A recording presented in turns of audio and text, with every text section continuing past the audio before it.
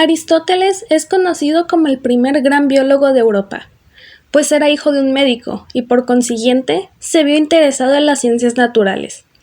Desde este punto podemos ir ubicando el proyecto filosófico del mismo, pues la naturaleza era lo que más le interesaba. Realizó grandes aportaciones a la ciencia, a la lógica y en muchas otras áreas más. En esta ocasión solo nos enfocaremos principalmente en sus aportaciones a la filosofía, la ética, la lógica y un poco de sus aportaciones a la ciencia. Aportaciones a la ciencia. Aristóteles era un naturalista, es decir que para él la única fuente de conocimientos verdaderos es la naturaleza, siendo esta la única fuente de verdades. Pero no solo era un gran naturalista, sino que también hizo aportaciones importantes para la ciencia, las cuales, como se mencionó antes, hicieron que se le conozca como el primer gran biólogo de Europa. Fue el gran sistematizador que fundó y ordenó las distintas ciencias, pues antes de Aristóteles no existían las ciencias en plural. Antes de que él las dividiera, el conocimiento y la sabiduría se percibían como un todo más o menos homogéneo. Pero Aristóteles decidió dividir las ciencias en tres ramas principales, que según su consideración, pues él pensaba que las ciencias se pueden clasificar según su objetivo de estudio y el tipo de conocimiento que persiguen. Se dividen en tres ramas, como ya lo había mencionado. La primera de ellas es las ciencias teóricas, las cuales son superiores en la escala del saber del por qué tienen como objeto conocer verdades, pues solo persiguen verdades o hechos por el simple hecho de conocerlas. Un ejemplo son las matemáticas, tanto la física y también la metafísica. También la segunda división son las ciencias prácticas, las praxis.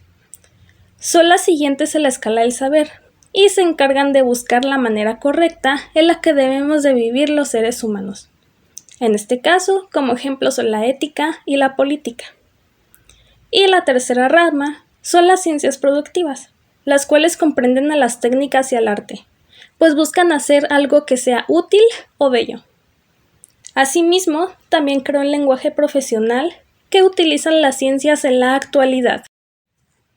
Aportaciones a la lógica. Fue Aristóteles quien creó la lógica como ciencia. Señaló varias reglas estrictas para saber qué pruebas son lógicamente válidas. Desarrolló el silogismo aristotélico, siendo este una forma de razonamiento deductivo que forma parte de la lógica del origen griego. Constaba de dos premisas y una conclusión, siendo esta última una inferencia deductiva de las otras dos. En la actualidad, la lógica aristotélica es más un objeto de recuerdo que algo que tenga mucha utilidad. Aunque de esa lógica clásica se conservan y mantienen algunos principios de hoy en día. Algunos de estos pueden ser el principio de no contradicción. Este indica que es imposible que una proposición y su contradicción sean verdaderas al mismo tiempo y en el mismo sentido. También el principio del tercero excluso. Este dice que una disyunción formada entre una proposición y su negación siempre será verdadera. Una disyunción es cuando se tienen dos o más opciones, cualquiera de estas puede ser verdad. Un ejemplo de este principio es cuando decimos hoy llueve o no llueve. Dicho enunciado siempre es verdadero, pues alguna de las dos opciones planteadas siempre se va a cumplir. También el principio de identidad. Este dice que toda entidad es idéntica a sí misma. 2 es igual que 2. Ahora sí, avanzando directamente a lo que nos concierne, la filosofía. Para comenzar a hablar de Aristóteles, en lo que a filosofía respecta, es necesario tener en cuenta dos cosas. La primera es que Aristóteles fue un naturalista, fue un científico, y para él, la única manera de acceder a la verdad es la ciencia. Y la segunda es que Aristóteles fue discípulo de Platón. Aristóteles comienza realizando una crítica a la teoría de las ideas de Platón, de la cual hablamos en el capítulo anterior.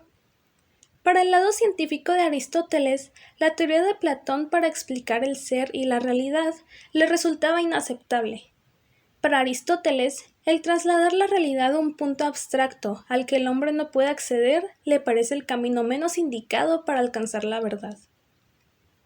Dos de los argumentos principales que utiliza Aristóteles para atacar la idea de su maestro son, o se puede llegar a ellos, a partir de un razonamiento lógico. Primero tenemos el argumento de la relación causal o relación causa-efecto. En este argumento, Aristóteles menciona que en nuestro mundo podemos observar que todo aquello que es efecto de una causa está en contacto directo con dicha causa. Por poner un ejemplo, cuando jugamos billar, la bola blanca es causa del efecto de empujar las demás bolas, y dicho proceso está en contacto directo. Así es con todas las relaciones causales. Las causas siempre están en contacto directo con sus efectos. Y cuando hablamos de un mundo abstracto donde residen las ideas perfectas de las cosas, estamos diciendo que la causa de la existencia de, por ejemplo, un caballo está en otro mundo, es decir, no está en contacto directo con su efecto. El otro argumento que utiliza Aristóteles es el del tercer hombre. Como recordarán, Platón en su teoría decía que todo lo que vive en este mundo de los sentidos es solo una copia imperfecta de una idea perfecta que vive en el mundo de las ideas. Pues es igual con nosotros, los humanos. La idea de la mujer o del hombre, con idea nos referimos a todo lo que comprende al humano, incluyendo el cuerpo físico. Es solo una copia imperfecta de la mujer ideal o perfecta, o del hombre ideal o perfecto. Aristóteles utiliza esto como argumento, añadiendo un poco de razonamiento lógico. El argumento del tercer hombre dice que, si nosotros somos la copia de un segundo hombre, que es el ser perfecto, según el razonamiento causal, también debe de haber un hombre perfecto por encima de este segundo hombre. Pues si nosotros somos el efecto de la causa de la existencia de un ser perfecto, este ser perfecto debe de ser el efecto de la causa de la existencia de otro ser aún más perfecto. Y esto se extendería hacia el infinito. Entonces Aristóteles señaló que no existe nada en la mente que no haya existido antes de los sentidos. Materia y forma. Antes de la llegada de Sócrates, la investigación filosófica se centraba en la naturaleza. Por ello, los filósofos de esa época reciben el nombre de filósofos de la naturaleza. En esta ocasión solo hablaremos de dos, Parménides y Heráclito, los cuales tenían posturas opuestas sobre la materia y la realidad. Para Heráclito, toda la vida fluye. Una cosa no es igual por siempre, todo está en constante cambio. Un ejemplo de esto es su frase, no te puedes bañar 2 veces en el mismo río. Por otro lado, Parménides pensaba que las cosas son constantes e inmutables, es decir, que nunca cambian a lo largo del tiempo. Pero como diría Hegel, luego de la aparición de una tesis y su antítesis, surge una síntesis. Es en dicha síntesis que entra en forma de conclusión. De dicho debate, la teoría del conocimiento de Platón. Platón dice que en el mundo de los sentidos todo fluye y cambia conforme el tiempo avanza, haciendo referencia a Heráclito, pues solo las ideas imperfectas necesitan cambiar. Pero también existe el mundo de las ideas, donde viven las ideas perfectas de todo lo que existe en el mundo de los sentidos, y es ahí donde dichas ideas son inmutables, pues nunca cambiarían. Un caballo siempre será un caballo, haciendo referencia a Parménides. Y como ya mencioné antes, Aristóteles no estaba de acuerdo con su maestro Platón. Para Aristóteles, lo que podemos ver y sentir es nuestra fuente de conocimientos y, por tanto, de verdades. Podríamos decir que Aristóteles, además de ser naturalista, era un empirista. Para Aristóteles existen la materia y la forma. Ambas cosas componen todo nuestro mundo. La materia es de lo que están hechas las cosas, y la forma son las características de las mismas. Para Aristóteles, la materia siempre tiene la posibilidad de conseguir una determinada forma. La esencia. El definir la concepción de Aristóteles acerca de lo que es la esencia ha sido objeto de debate puesto que es bastante compleja.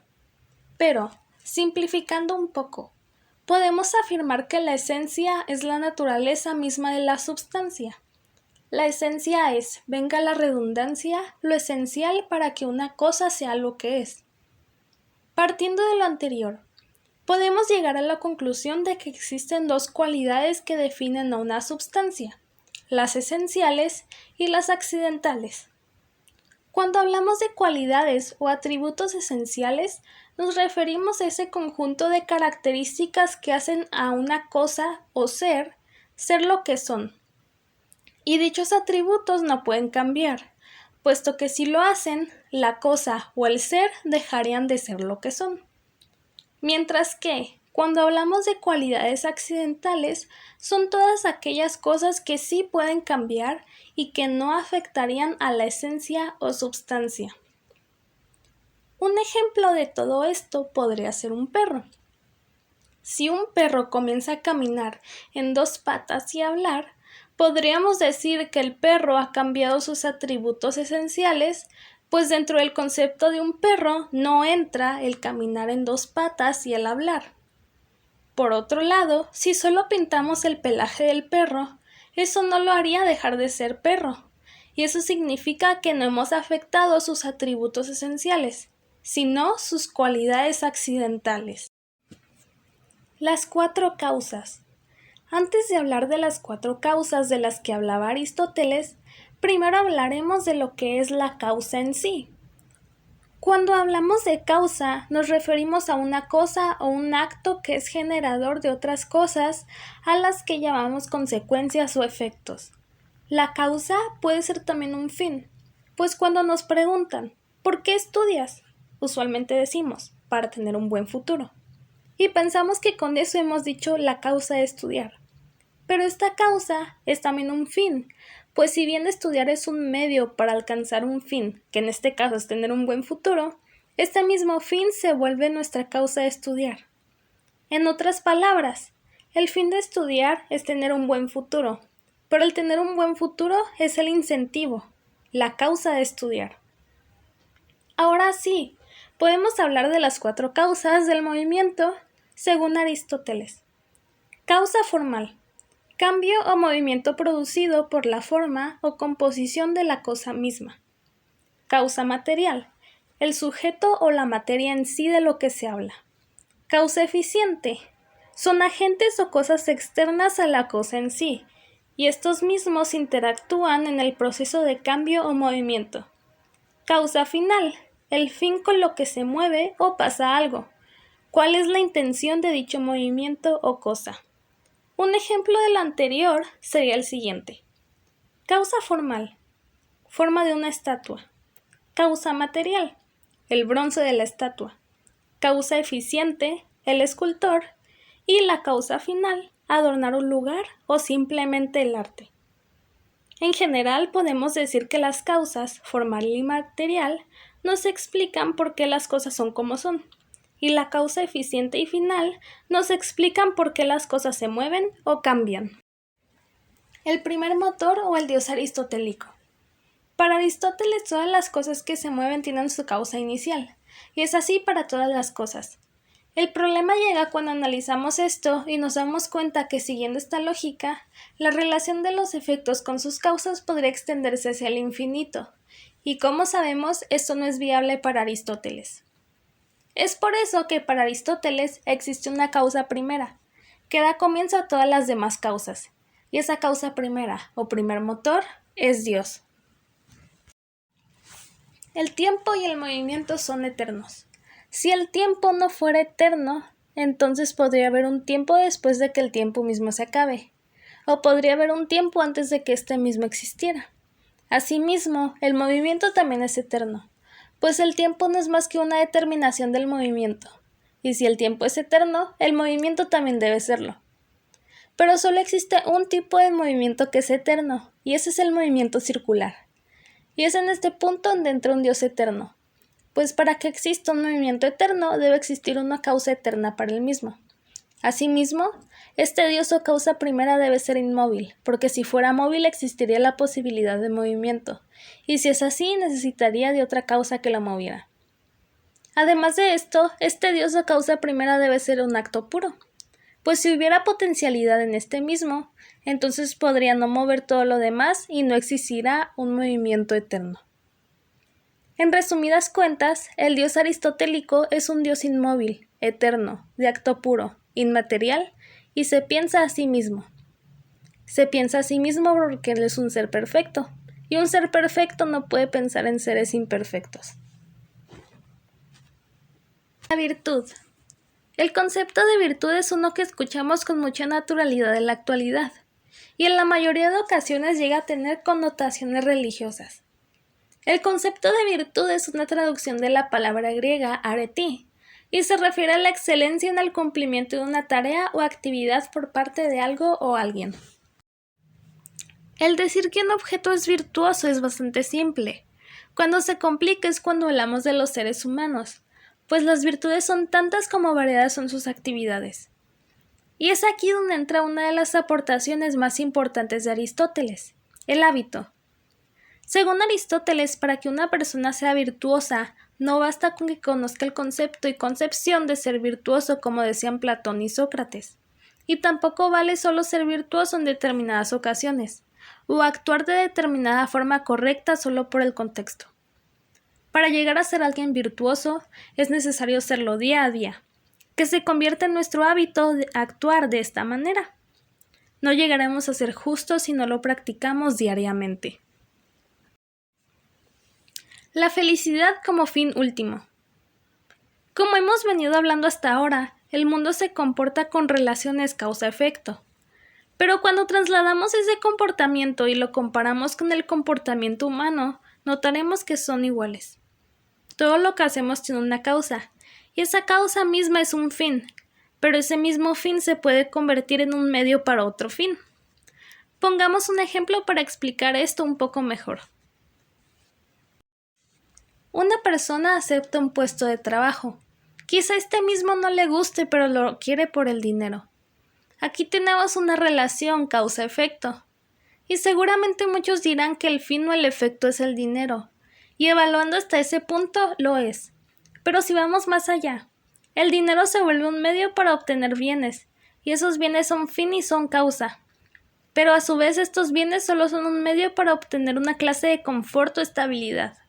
Y ahora estos se convierten en fin, y también en causa, y así podríamos seguir todo el día. Pero ya sabemos que Aristóteles no es fan de los ciclos infinitos. Es en este punto donde entra el fin último del ser humano, la eudemonia, que se traduce como felicidad. Pero no es como el concepto que manejamos hoy en día. Hoy en día se maneja un concepto muy vacío acerca de lo que verdaderamente es la felicidad. Muchos piensan que la felicidad es solo el hecho de sonreír de vez en cuando, y esto no es así. Cuando hablamos de lo que es la felicidad para Aristóteles, hablamos de un bien supremo, hablamos de plenitud. Y es esta misma, la felicidad verdadera que todos tratamos de alcanzar. Es nuestro fin último y todos debemos de ser consecuentes con ello. Debemos actuar de manera que seamos felices en verdad, y que todo lo que hagamos nos lleve a alcanzar este fin. Claro, aquí es necesario marcar la delgada línea entre actuar por nuestra felicidad y hacer tonterías por la misma. Hay que ser responsables con esto. No debemos caer en los excesos ni vivir una vida de puro placer y felicidad. Debemos de encontrar el justo medio. De la potencia al acto. Y este es el último punto del que hablaremos en este episodio, pues no queremos extenderlo demasiado, pero esto es muy importante. Cuando Aristóteles hablaba del acto y potencia, hablaba de la capacidad de cambio y del por qué se produce el movimiento. El acto es lo que es algo o alguien en el momento, y la potencia es el potencial de cambiar. Hablando del potencial de cada persona, es algo que puede desarrollarse tomando en cuenta las capacidades que ya se poseen, y asimismo, aunque no se posean, nuevas habilidades pueden desarrollarse, no solo en el ámbito personal e interpersonal, sino también en el campo de las relaciones sociales, de tal forma que proporcionen satisfacción total en él. Todo este tema viene muy de la mano sobre lo que hablamos acerca de actuar para alcanzar la felicidad. lo que todos nosotros podemos llegar a hacer si nos lo proponemos. Puedo hablar desde mi propia experiencia. Daré un ejemplo al respecto. Desde niña me vi atraída por las artes en general. Siempre consideré que era una forma de expresión totalmente maravillosa, tomando en cuenta que yo era una niña demasiado introvertida. Disfrutaba, de esta manera, aún más de actividades culturales. Debido a ello, le pedí a mis padres que me apoyaran y metieran primero a clases de baile. Llevo desenvolviéndome cerca de 9 años en distintas disciplinas de baile. Mi atracción por el baile sería la potencia, debido a mi potencial de cambiar para ser la bailarina que yo quería ser.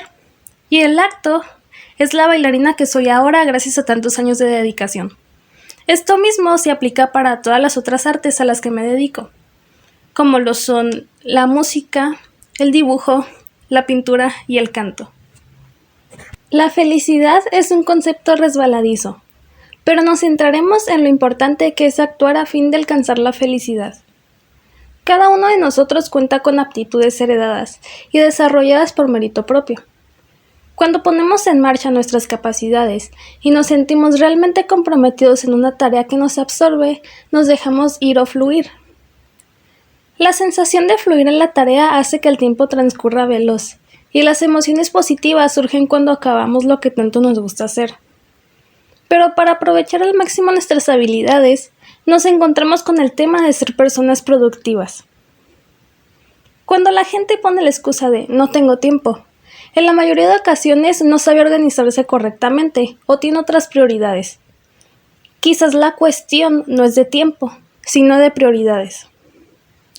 Desde mi propia experiencia, la mejor manera de trabajar por alguna meta es dividiéndola en objetivos.